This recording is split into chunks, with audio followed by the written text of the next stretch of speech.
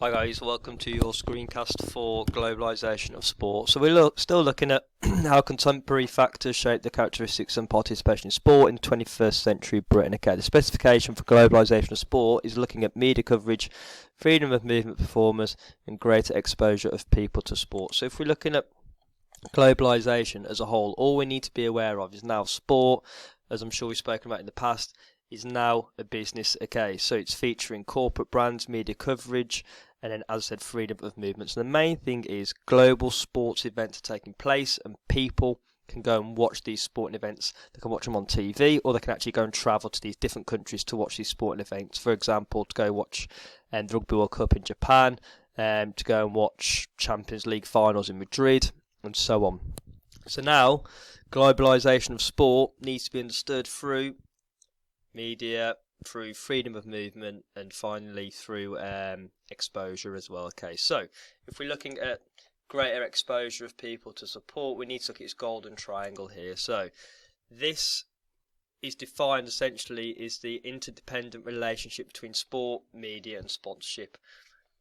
Sport, as we just said there, is a business now. Media shows sport. Sport wouldn't survive without media. Sponsorships also sponsors sporting events. So major sporting events such as the London Marathon, such as Premier League and so on, they're all sponsored by actual businesses that keep them afloat. You've got to understand that sponsorships also take place in terms of individual players are sponsored by Adidas, Nike and so on. Now, sponsorships wouldn't take place if these sports weren't shown on media. So for example, your local football team might be sponsored by a company or whatever, but it'd be a company that doesn't sponsor much because essentially media aren't getting involved to show off the company. So without these three, neither one would really survive, if that makes sense. So you just need to understand how they're all reliant on each other, and it's known as the golden triangle. So if we're looking now at media in sport, okay, so media is obviously absolutely huge. It has both positive and negative effects on sport. So we're going to go through each one individually. So first of all, participation or spectatorship of sport increased due to increased coverage of sport. So if you're thinking now, Sky Sports, football is on Sky Sports every minute of every day, 24/7 it is on. Even now, with the bans on football, it's still all over Sky Sports. Okay, this increases the popularity and the profile of the sport, therefore more people take part in it. So participation increases due to media in sport. However, a negative of this could be something called the couch potato effect, which essentially means there's so much there's so much sport on TV that people don't actually go out and end up playing sport because they're watching it all. For example, on a Sunday, you could probably get up at 10 o'clock and start watching Sunday Supplement and watch that all the way through to about 7 o'clock, Super Sunday. So you can literally not move for 8 hours from your sofa because you're watching sport, the sport you love. So that is a negative. It's called the couch potato effect. People end up not participating in sport. So the next one we need to look at is adapted rules. Okay, so rules have been adapted to increase entertainment, which would be classed as a positive. If you think of cricket, before 2020 was around, you got Test cricket, which was 5 days.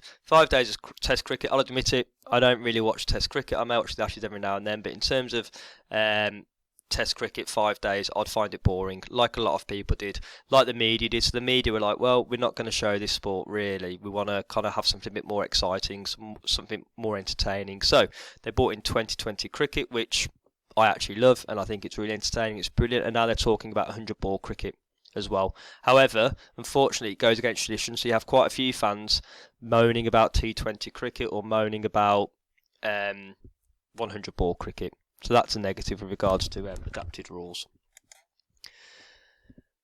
Media are brilliant at promoting minority sports. Okay, for example, Netball Super League on Sky Sports. We're now watching netball on TV, which before Sky Sports, we weren't seeing any of it.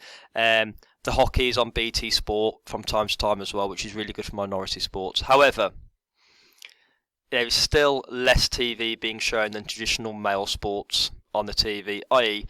football, male cricket, Formula 1, still golf, got their own Sky Sports golf channel. All of these still absolutely dominate the media. So even though we are promoting, or the media is promoting minority sports, it's still not enough. If we think of how many people watched the comparisons between the World Cup female and male. USA versus Netherlands was watched by 82.18 million. The World Cup France versus Croatia, the World Cup final of men's, was watched by 1.12 billion people. That's a difference of 1,037,820,000 people. There's some quick math for you. So, still, due to media not showing enough female football, for example, less people are interested in it. However, it is getting better with regards to the promotion of it. So, entertainment, increased due to technology. Again, if we're talking about slow motion replays, talking about the fact that we can watch so much of it on TV. However, I want to get onto VAR with regards to disrupts flow of the game. VAR at the moment, with regards to technology and entertainment, some people think it's quite entertaining in terms of the suspense to see whether or not it's potentially a penalty or not a penalty. However, it's taking too long. It disrupts the flow of the game. You've got fans chanting something inappropriate about VAR constantly. You've got players criticising VAR. So it disrupts the flow of the game. That is a negative effect on the media. But the media have had impact on this entertainment with regards to trying to make the game more entertaining. Equality is increased, which is a positive with regards to media. So we get in the Paralympic Games on TV every 4 years, which is getting viewed by more people every single time. However, once again, able-bodied sports receives more coverage and is still dominated. So even though equality is increasing, not quite enough. So, with regards to media, role models are created as well. So, we've got Cristiano Ronaldo, who's classed as a role model now, which increases wealth and exposure. David Beckham's a prime example, married a celebrity singer, Posh Spice or whatever. And from that, his wealth just absolutely escalated. However, these sports stars are now being exploited, and people are very intrusive. So, if you think of the media, on the front pages of the newspaper, the back pages of the newspaper, personal stuff about these footballers that's got nothing to do with their sport.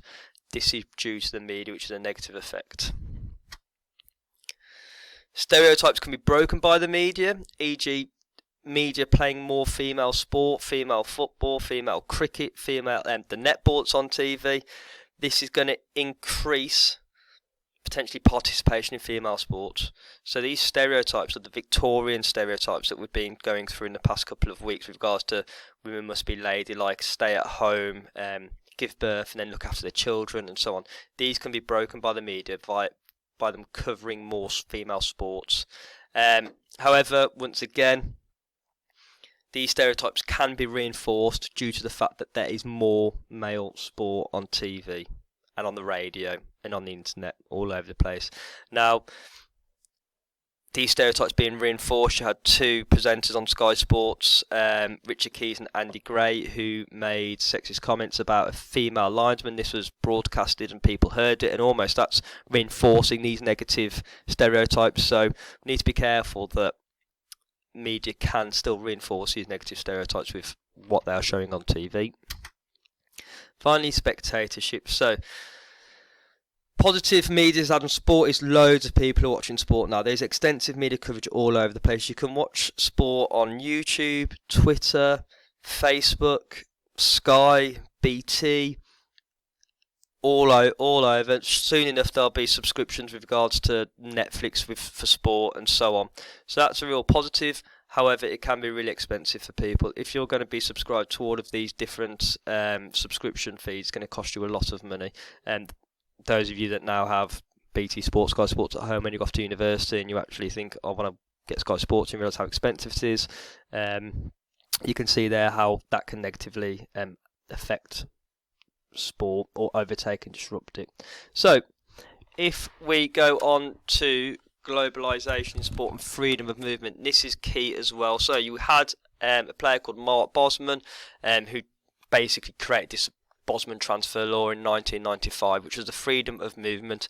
You used to have to, when a player ran out their contract, at the end of their contract, if another team wanted to employ them, this team would still have to pay for that player, even though they'd run down their contract.